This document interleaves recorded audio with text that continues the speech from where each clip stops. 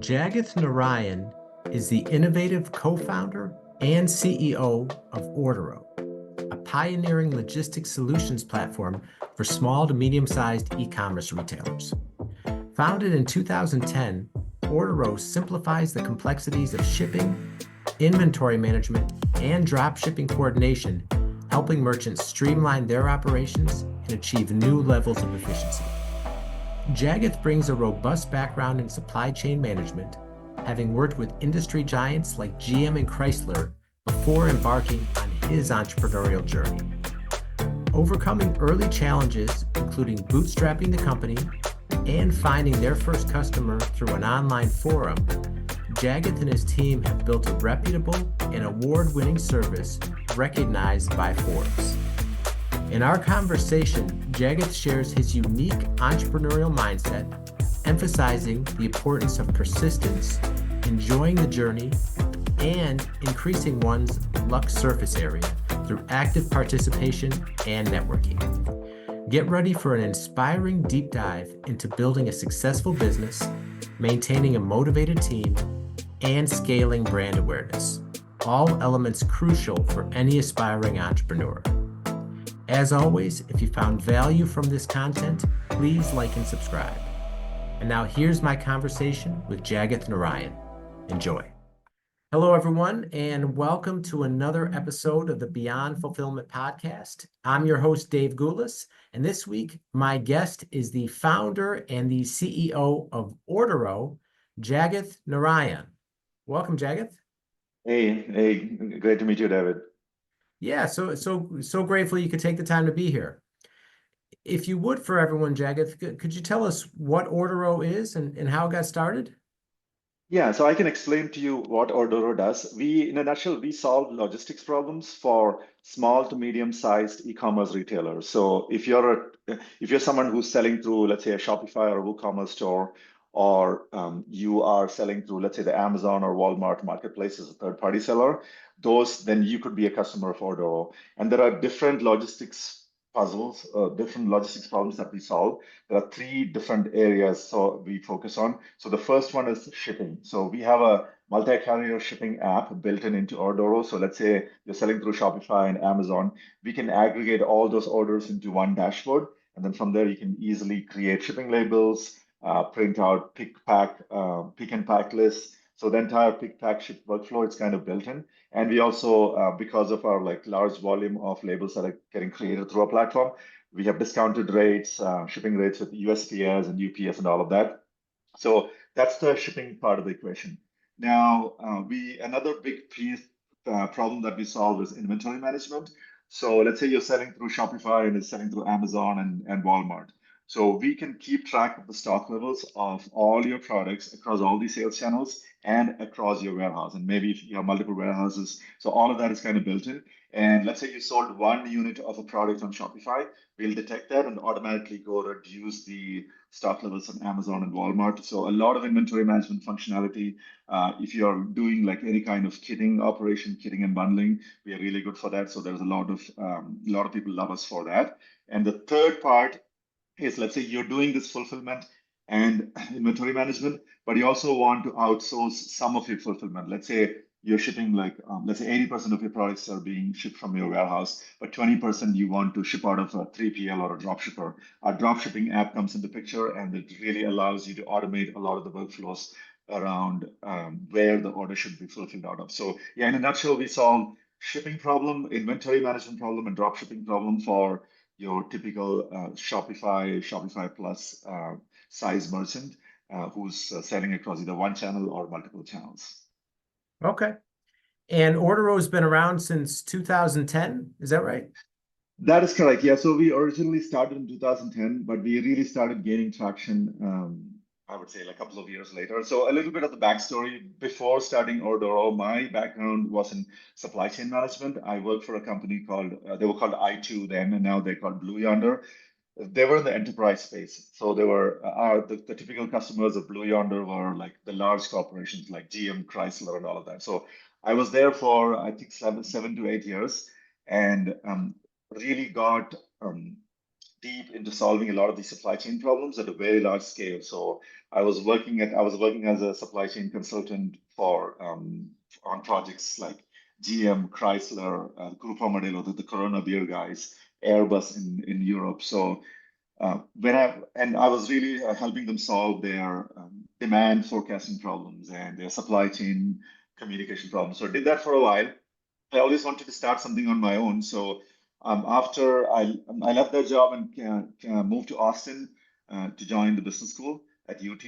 And during that time, I was exploring a lot of different ideas, and I kind of realized that there is an opportunity to solve. The e-commerce was like really starting to pick up at that time. Shopify was just in the early growth phase. There was like BigCommerce, Magento, all of these, and I realized that there's going to be a lot of these small businesses that are going to be selling online, and they don't have all the sophisticated software to solve logistics problems. So most of these people are still managing using spreadsheets or like really like not good quality software. So I partnered up with a couple of other people, and we decided to launch this company right out of business school. So in the beginning, it took us a while to kind of like get it off the ground and then get a few initial customers. So a lot of it is like really bringing all those supply chain capabilities, supply chain software capabilities that the large companies have. But how do you bring all of that into the SMB space in a very easy to use software at a lower price point, almost self-serve? That's the vision behind the Ordoro company. Okay. So it's 2010, right? I Yeah, mean, e-commerce is just starting to take off. Shopify right. and all these people are coming into the space, right? Future looks very bright for it. And you and a couple buddies from business school, you have this idea for this software system where it looks like there's a big need in the marketplace, and there could be something here. But again, right, you're in business school, you don't have a background with this. Like what was the process like turning this idea and this passion to go do something big into an act like a tangible product? It was a very interesting, exciting, I would say maybe even like painful journey. So we when we teamed up, when the three of us teamed up, the other two people that I partnered with, they were all like my business school classmates, right? And none of us had launched a startup before. We were all used to working. We all worked at like large companies, so we were all like employees at large companies. So we didn't have the startup background. And when we decided to launch, in the beginning, we thought that okay, maybe we can like purely bootstrap it for a while without racing around. Pretty quickly, we realized that that's not a possibility because we are launching a tech company, and then we will need to hire maybe a few engineers, and none of us had like pure software development background. So we started looking to raise some money, and that was, I think it was like 2010, right? So 2008, if you remember, the financial world had collapsed. Everything was down. There was a recession. People were struggling to get a job, and we had just graduated. So we decided to kind of like just go through the process. Painful in the beginning. We were looking to hire, maybe we thought, okay, we can hire some UT computer science graduates as our first team. That didn't quite work out. We found a couple of contract developers in the beginning, and since we didn't have cash to pay them, that wasn't super easy. But we finally found someone who was willing to work for a little bit of equity, stock options. So that is how we got really started. The very first prototype of the software we built using that. And at the same time, we were like really trying to figure out, okay, how do we find the first customer?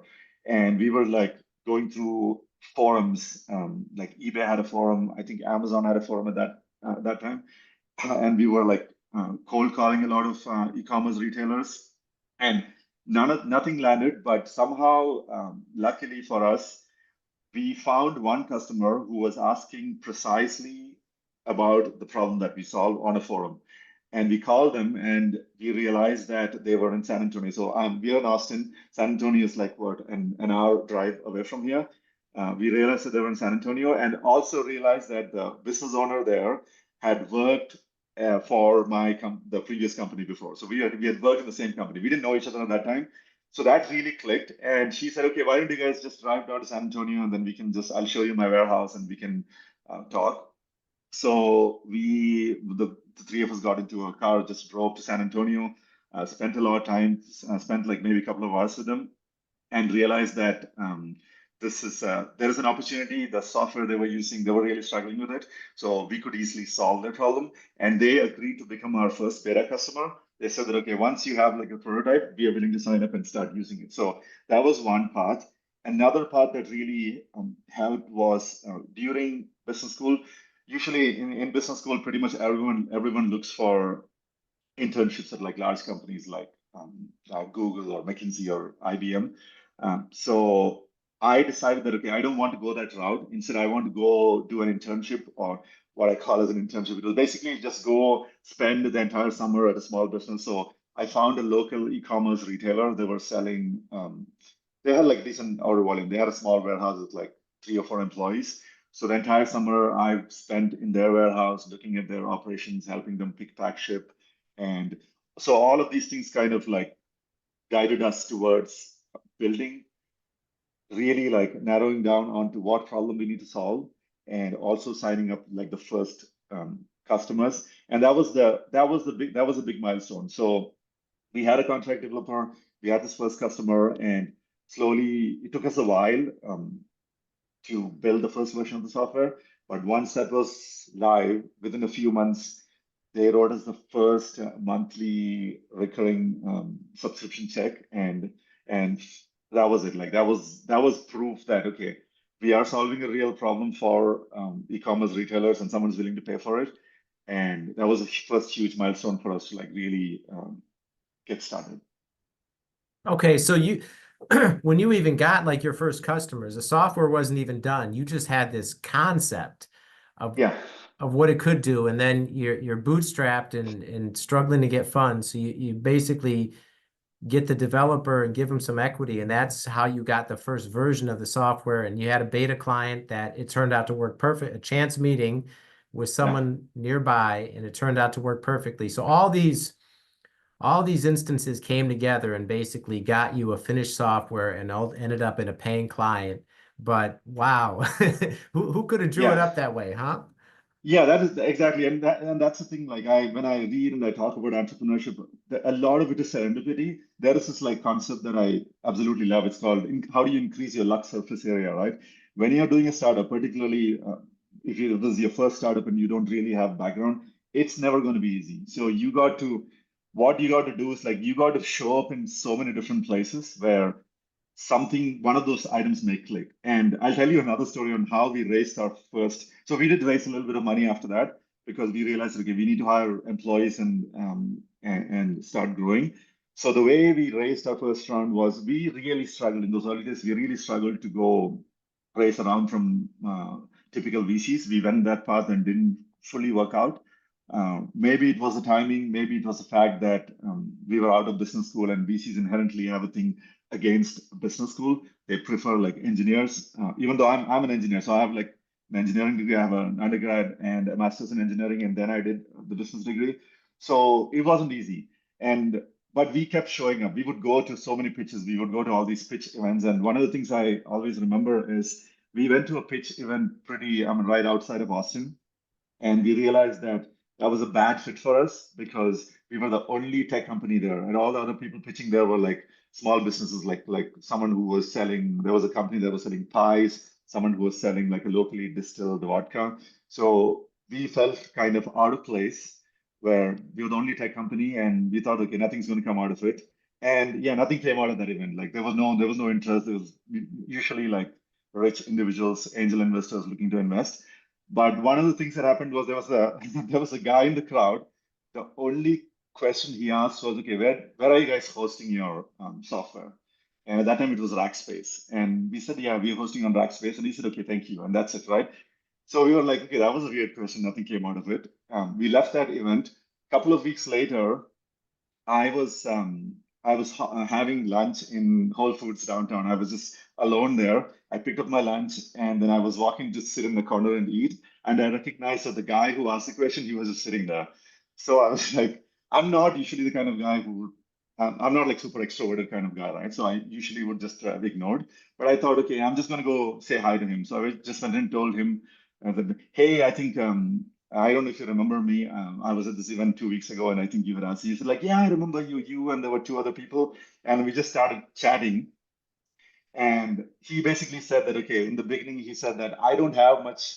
I'm kind of like retiring from my investment. I'm not interested in any of this. But we just kept talking.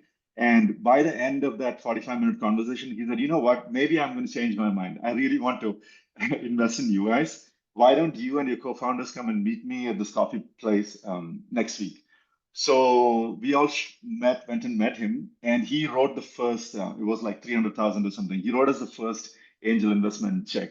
And that was the next big milestone. Now we actually had some money, we could go hire investors. So if you think about that, right, that would not have happened if he didn't show up in that event. If he had done research on that event, maybe we would have decided that this event is not for us, that pitch event, because this is not like really a tech software pitch event, and we would not have shown up, and maybe that wouldn't have happened. So there's a lot of serendipity in it, and that keeps happening. There are so many different places that um, I keep seeing that, and it's not obviously I didn't come up with the concept. That a lot of people, a lot of very successful entrepreneurs talk about it. So yeah, and that's one of the exciting parts of this journey is that um, you just have to keep working. You just have to keep showing up and keep doing the right things, and the universe eventually makes things happen. So yeah. I love that as far as keep showing up, right? Because, hindsight's always 2020, but when you're going through it, right, and you're looking for that next investor, or you're looking to just get off the ground or whatever, you never know where that next good break is going to come from. So like you said, when you just make it a habit to keep showing up, you really do increase your chances of meeting the right person and getting that next that next break that you need. Exactly, yeah. And a lot of this is like you can kind of there's this whole idea of like systems versus goals. Some of these things you cannot pre-plan accurately to say, okay, I'm going to show up in this event and from there I'm going to get this outcome, right? It doesn't work that way. You just need to build a system saying that, okay, once you know that, okay, showing up in these events is important for you, just try to maximize that. And that increases your luck surface area and things just work out. So not everything goes according to plan. A lot of things a lot of times you're not going to find the results that you're looking for in the intended action, but there are side effects of it, which is probably where the next opportunity lies. And it's impossible for you to predict that beforehand. And I've seen that so many different times. And another question here, Jagath, because okay, it's one thing right now. You guys have been in business for 14 years, got a lot of customers. You've built up a really, a loyal customer base. You just got a big award in Forbes, which we'll talk about. But when you're on that journey and you're in the early days and you're growing the business, but things don't work out, or you think something's going to be a good idea and it's not, and you end up falling to your face. Like, what was your process for really staying committed to your vision and staying positive through the inevitable pain and struggle of those early years of entrepreneurship? Yeah, that's a great question. And then we absolutely had a lot of those moments where like things things were like really difficult, right? Things were like we were like, okay, maybe this is not going to work out. So we went through a lot of that. So for me personally, the thing I always look at is I'm just looking at the fundamentals. To me, the most important question is, are we solving a problem? Are we solving a real problem, right? And the answer to that is obvious. Um, yes, people are, e-commerce is growing, like you said, e-commerce has exploded and now it's massive and it's projected to continue to grow at least for the foreseeable future at a very strong rate. So more and more businesses are going to be selling online. So yes, we are in the right market. We are in the right market. And people are going to be shipping. They're always going to be. They're going to be shipping physical goods. And if you're shipping physical goods, you need to keep track of where the goods are. So we always knew we are solving a problem, and we knew that we are solving a problem that people are willing to pay the money for. Is there competition? Yes. A lot of this market keeps evolving. New players come in. A lot of players. I've seen so many companies go out of business. Some in a good way. Some have been acquired and then gotten shut down by the acquirer, and others just run out of money. So the fundamentals are we are in a market where there is a real problem and people are willing to pay for it. So that is the first part of it. The second thing is, are you having fun doing this, right? So so when we initially launched straight out of business school, we all had like MBA program. There was a lot of we all take like student debt, and then not having, we were all like working for like $0 for the first few years. We had no, the company couldn't pay us because the company didn't have a big bank balance. So that was extremely difficult. And the thing that I always focus on is, am I really enjoying the process? And for me, yes, this is absolutely the idea of like creating software and solving a problem and then growing the team and everything. This is it's a very um, it's a very fulfilling process. So we just like, you're in the right market and you are enjoying the process and you keep doing the things. There are a lot of problems. So the problem that I'm absolutely focused on right now is, which we'll come to when you talk about Forbes. We have grown primarily through word of mouth.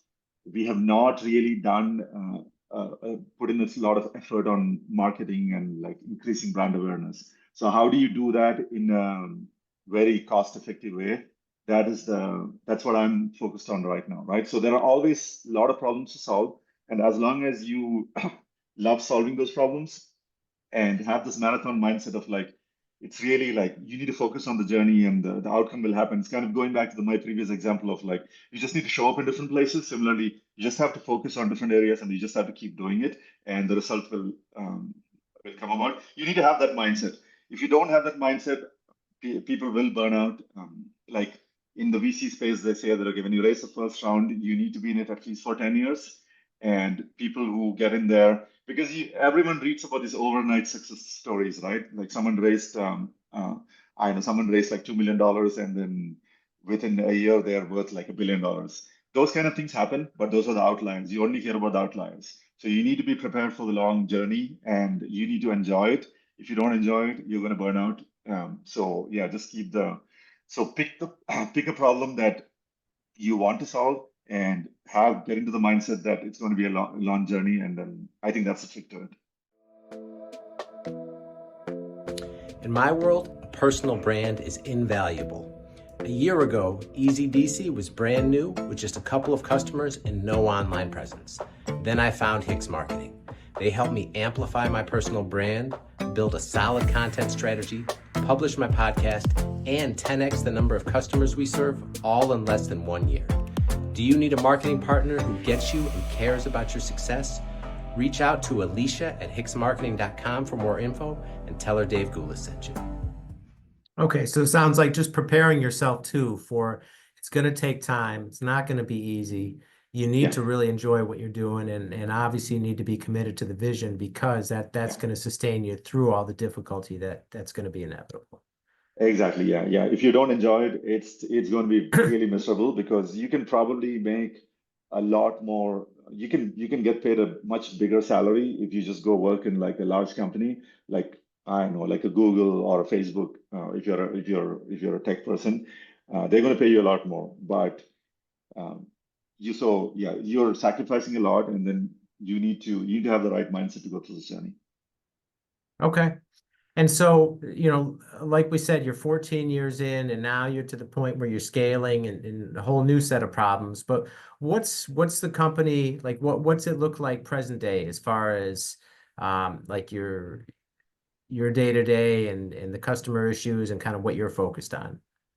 Yeah, so I focus on, so the way one of the strongest parts of the company, which I'm most proud of, is the employee retention. We have had people like, I think it's like average 5 years or something, including the latest employees, but I have people that I hired back on day one, 2012, after we raised the round.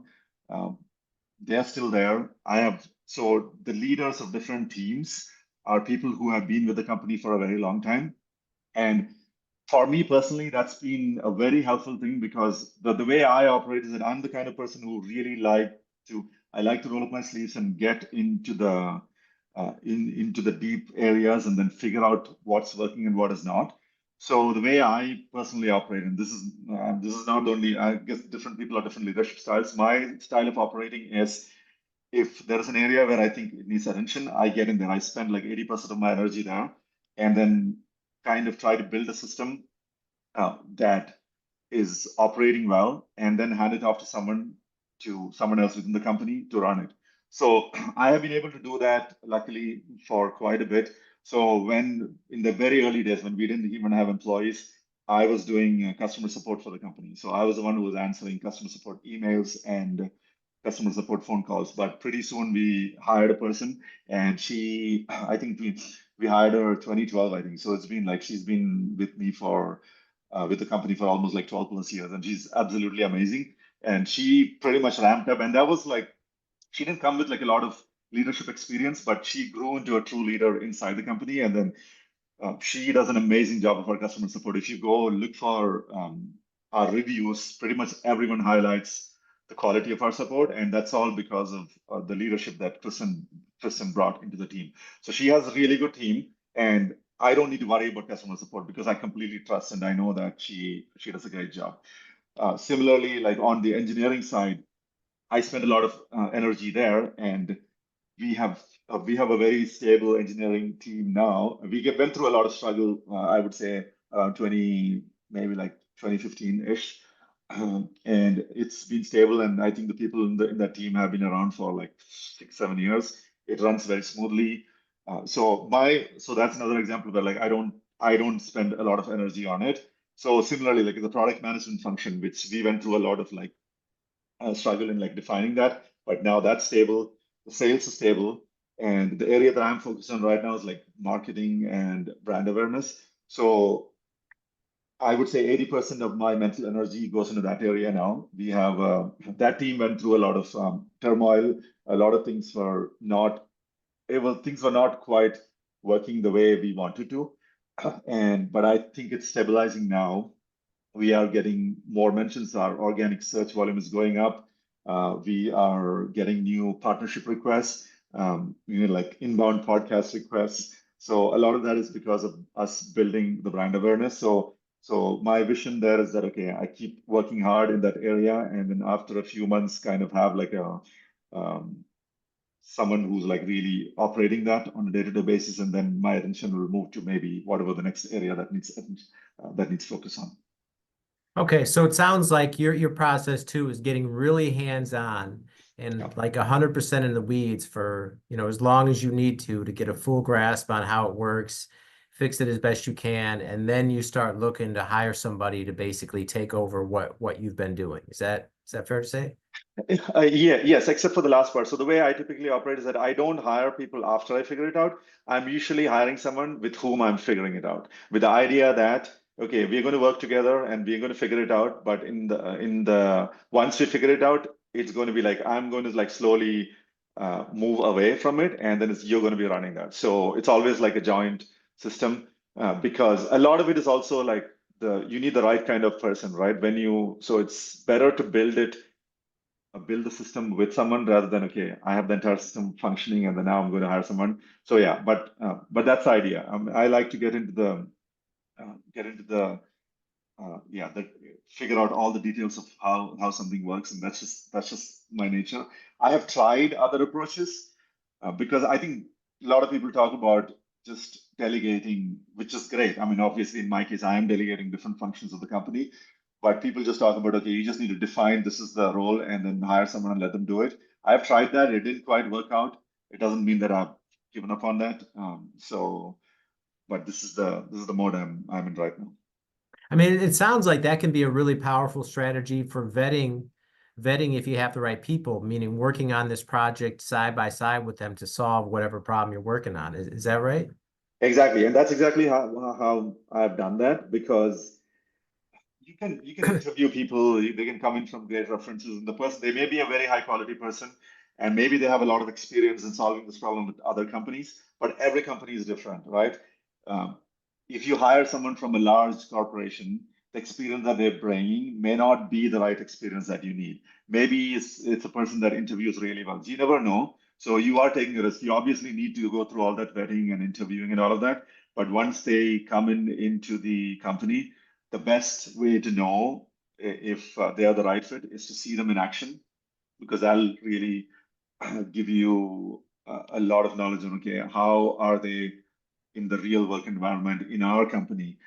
even if he hired someone from a competitor, it doesn't mean that it's going to be a slam dunk, because maybe the company is in a different that competitor was in a different stage of evolution. Maybe the ecosystem was very different, and maybe they're not able to translate. So yes, you're taking a risk with every hire, but if you find the right hire and they work out, that's amazing, because that kind of helps you really run a company without that's not in like firefighting mode. That's the thing. Yeah, I guess that's another way to look at this, right? I've been lucky that I have not had to do a lot of firefighting. Of course, any company runs into you run into crisis. But the way we have built out the company, we hardly, we are not always in like a panic firefighting mode. It's mostly smooth sailing, and sometimes things go wrong, and then we can really focus our energy there. So all the saved up energy, now you're going to like deploy into solving that problem, and then you can like again go back into stable situation. And I think that's also part of going back to one of your earlier questions on how do you prepare for the journey. It's like marathon versus sprints, right? If you're always in the sprint mode, you're going to run out of energy and then you cannot sustain it.